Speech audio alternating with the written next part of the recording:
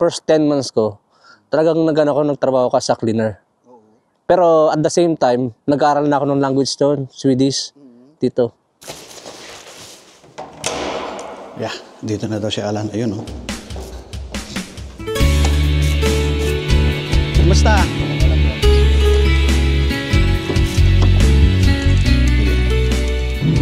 So wala na yung school mo ngayon? Wala ka na yung school? Puro practice na. Puro practice na lang.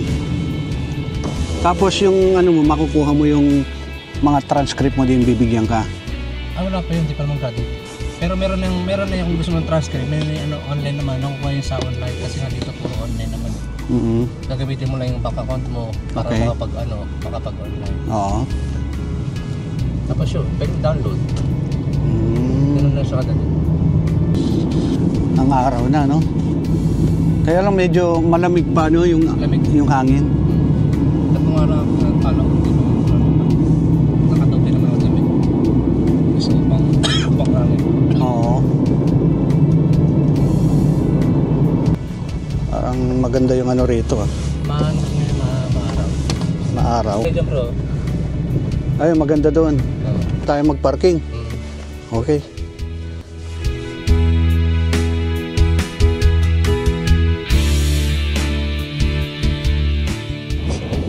Yan ang buhay, bro.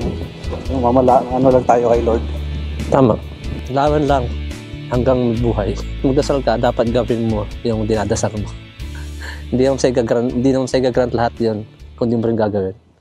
First 10 months ko, talagang nagtrabaho ka sa cleaner. Tapos, pero at the same time, nag-aaral na ako ng language doon, Swedish, dito. Kasi sabi ko pagdating ko dito, ayokong mag-stay doon sa trabaho na yan. Pero yung trabaho naman na to, okay naman to. Kasi yung sahod naman halos pare-pares naman, okay naman din siya. Hindi siya, bali dito kasi sa Finland, standard naman yung salary. So pare-pareho lang. Yun nga lang, syempre, yung bago ako pumunta dito, meron talaga akong plan. Nung nag-apply ako, ang apply ko talaga yung practical nurse. Kaso nga lang, yung ikama ko sa Saudi, 2 months na lang, bro. 2 months na lang yun. Yung language doon sa pag-apply ko ng practical nursing, siya? 6 months. So, ibig sabihin, hindi na pwede. Pero nangyari noon, yung Silk Road, yung naging gate ko para makapunta dito. So, nag-post sila na mayroong hiring ng cleaning. So, yun, grinab ko, since within 2 months, nakapunta ako dito. Nag-aaral ako kasi plano kong kasi nag-nursing assistant na ako sa Saudi Arabia eh. May experience na ako doon. So ang ginawa ko noon, para makapasok ako na ng healthcare dito, kailangan ko magkaroon ng language muna, bro. Oo, para yun nga, nung nakapag-aral ako noon, at the same time, nag-apply ako. So kahit hindi pa ako nag-aaral ng nursing, natanggap ako. Kasi nga meron akong language. Nag-language ako dito ng Swedish. So yun ang ginamit ko. So nung habang trabaho ko. natapos yung Swedish? Swedish, nag 4 months ako. Pero yun, 4 months noon, after noon, may mga tumulong doon sa habang nag-aaral kami, may tumutulong doon na parang sa government yun eh. Tumutulong sila para makapaghanap kayo ng trabaho. Yun, i-guide nila kayo. Yun, pumili ako ng isang employer para yung plano ko na pagtrabahuhan. Luckily, natanggap dahil nga during interview pa lang, ang importante sabi niya, yung communication within the patient, ayun yung importante, kahit hindi masyadong fluent. Kasi may enhance mo naman yung bro habang nagtatrabaho ka. Kasi kinakausap mo sila nung mga language na yun. 4 months ko siya natapos. Kasi yung kasama ko sa trabaho, sabi ko, paano ka nag-apply yung bachelor nursing? Magagamit ko yun. For example, gusto ko magtrabaho ng hospital o kaya mag-transfer sa ibang Schengen area rin. So, kayang-kaya at pwede mong gamitin yung degree dito sa Finland. Kasi magagamit mo siya. Trinay ko, nag-send ako ng application, pero hindi ko na-expect na makukuha ko. Kasi, Bakit hindi mo na-expect? Kasi may trabaho ako. Tinry ko lang. In case kung matanggap man ako, thank you God. Natanggap ka naman. Tapos? Hindi, pagka-send ko ng application, so naghintay ako ng ilang buwan bago magsimula yung pasukan.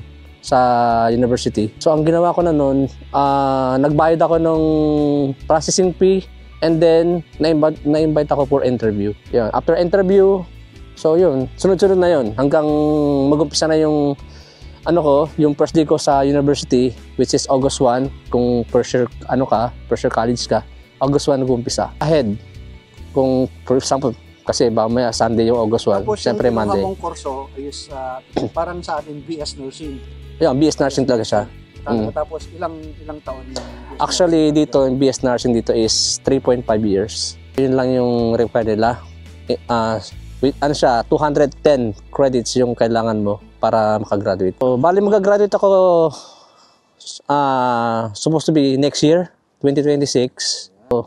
So yun, itong month na to, practices. Pero ang ginawa ko kasi, habang nag-i-study rin ako, nagpa-plan din ako bro mag-open ng business. Habang nag-aaral ako, nagplano rin ako mag-business kasi sabi rin kasi ni Darling na mas okay daw yung may business, sabi niya sa akin. Kaso nga lang, nung plinano ko, kasi ako pag sinabihan ako, pag plinano ko, bigla-bigla ako. Wala talaga sa plano talaga na agad-agad. Kasi wala pa magti 3 years pa lang naman ako this July. So yun, kaya biglaan din yung pag-open ko ng business.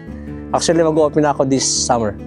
So yun, ayun yung plano ko. And then, dahil nga nag-aaral ako, may mga practices ako sa hospital. Ang ginawa ko noon, close ko muna yung study ko, then na-continue ko siya next year.